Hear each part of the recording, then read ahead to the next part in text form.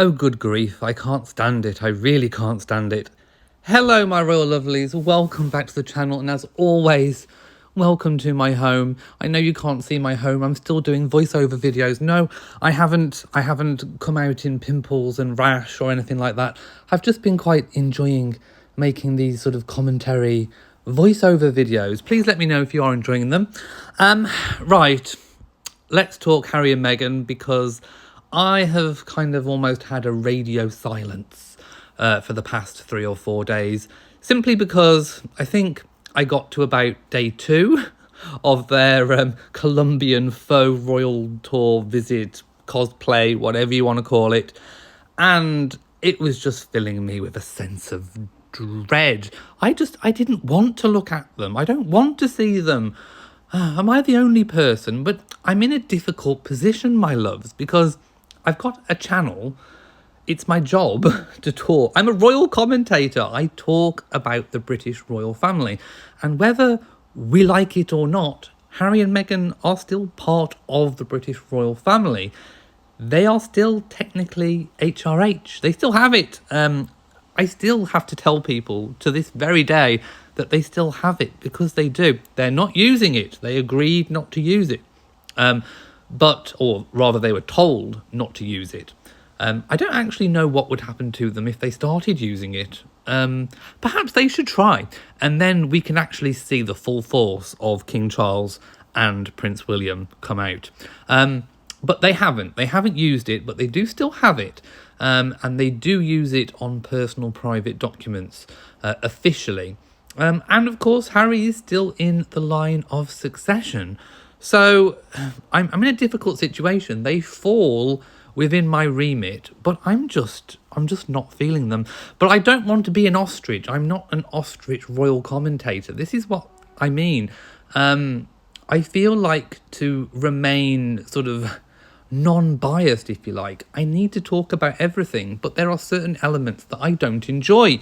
And Harry and Meghan royal cosplaying off in Colombia is not something that fills me with pleasure, I have to say. So, yes, I've seen the photos of Meghan with her sweat patches. I've seen the speech, her regurgitating about the Procter & Gamble story over and over. Change the record, Megsy baby. We've had enough. We've had enough of you. And we've had enough of that story. It's just grating now. This is what I mean. It's just the same old regurgitation of crap that comes out of their mouths. Seeing her move that fan so she could get a nice wind. Oh, let's applaud Megsy baby for moving a fan. Let's applaud her for something she did when she was 11. That's a bit dubious anyway. I mean, how much good did it actually do? She lives off past laurels, and she lives off past royal glories as well. So that's living off the past, both in her own personal capacity and that of being a former member of the working royals. I've just had enough. And then we get these sickening photos of them dancing and smoochy. Come and taste my strawberry jam. Ooh, I've brought jars of it in my massive handbag, where I also keep Harry's colouring book ready for the plane. Anyway, by the time you're seeing this, they have obviously left Colombia. Now, I don't think it was a very big success. It certainly caused a lot of controversy in Colombia.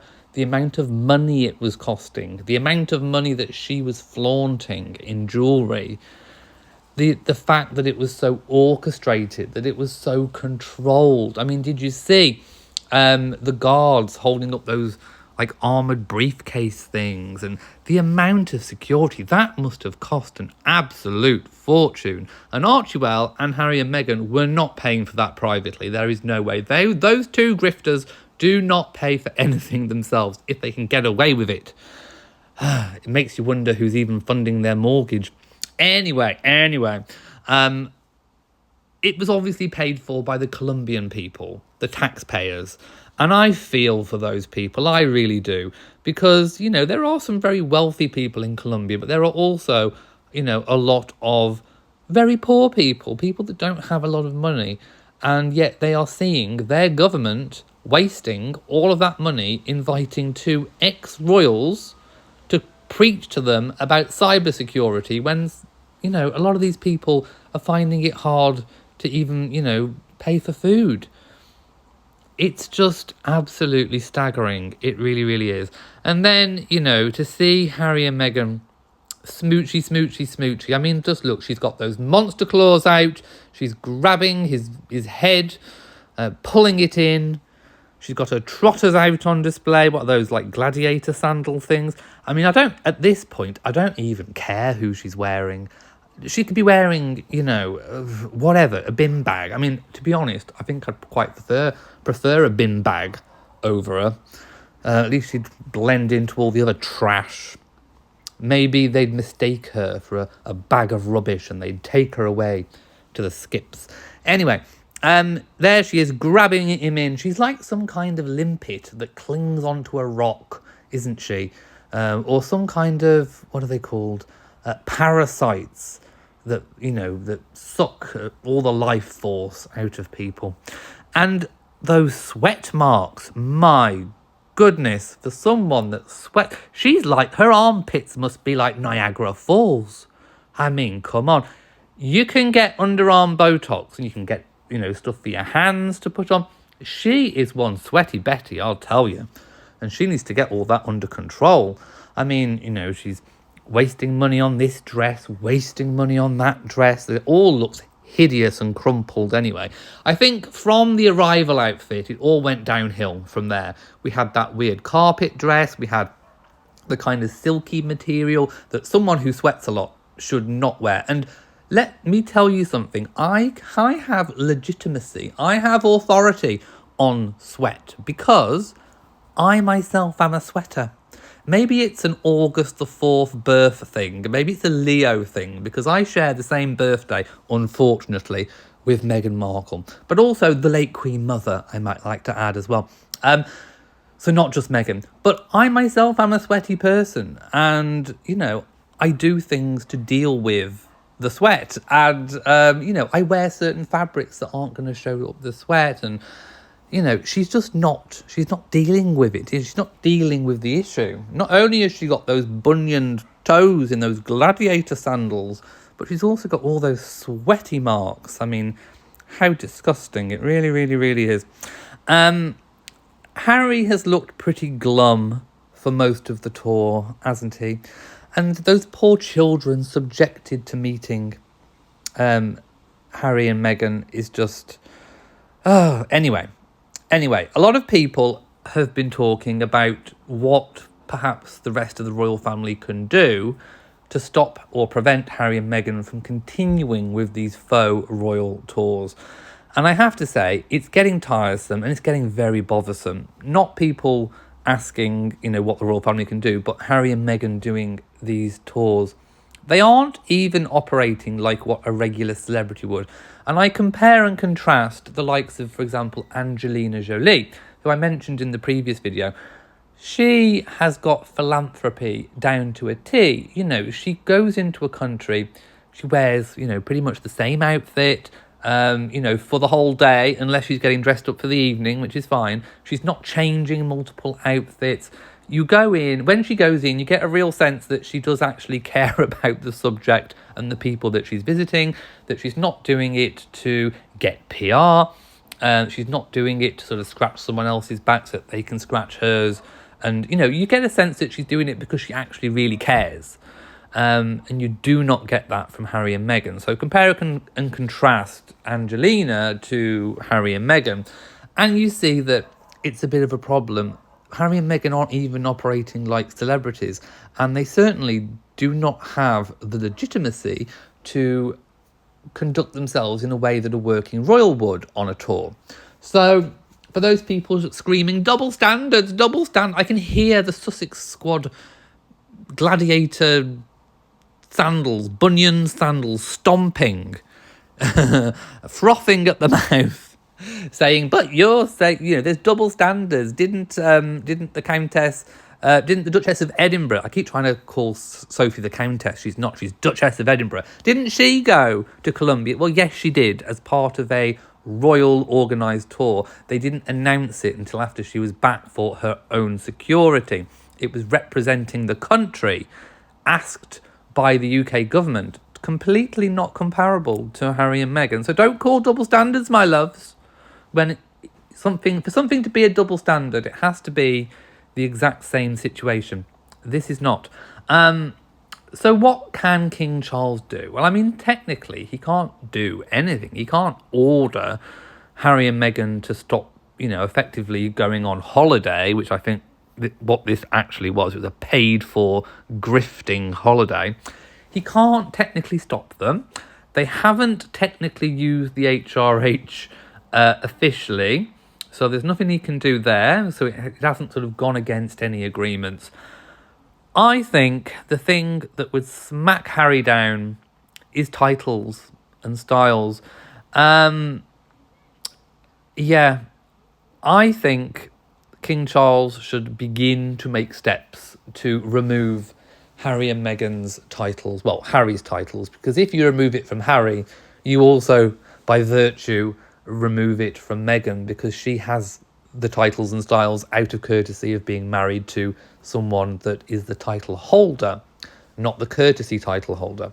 So I've always erred on the side of caution with this, because I've always likened it. Those of you that have watched me for a long time will know that I think that a constitutional hereditary monarchy should not be played out like an episode or a series of Big Brother, where you vote people out, or even in some cases, just based on their popularity.